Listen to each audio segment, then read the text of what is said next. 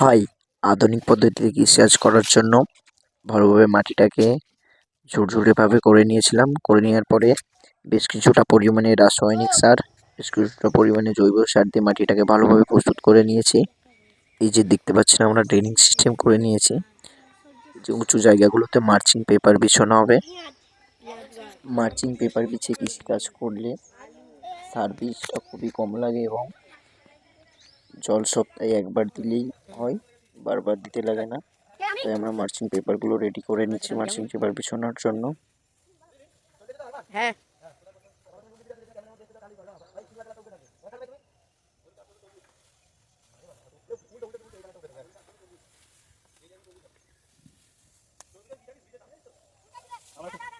কিছু ঠিক আছে ভাই, দেখে হালকা মেনে নিচ্ছিস, মানে হালকাই দিচ্ছি ভাই, ঠিক আছে? দাদা আস্তে রে, তুই থাক, তুই ছেড়ে, তুই ছেড়ে বাস।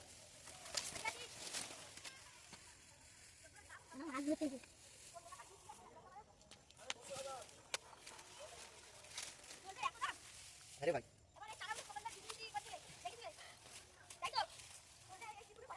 হ্যাঁ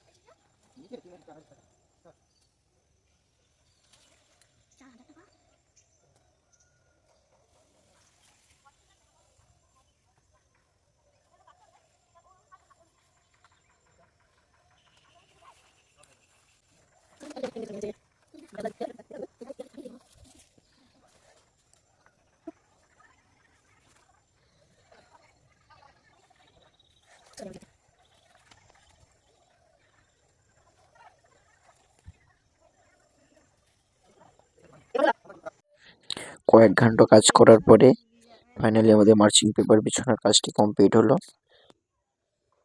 এই যে ফাঁকা জায়গাগুলো দেখতে পাচ্ছেন, মূলত এতেই গাছের চারাগুলো লাগানো হবে। চারাগুলো রেডি হচ্ছে, রেডি হয়ে গেলে লাগানো হবে।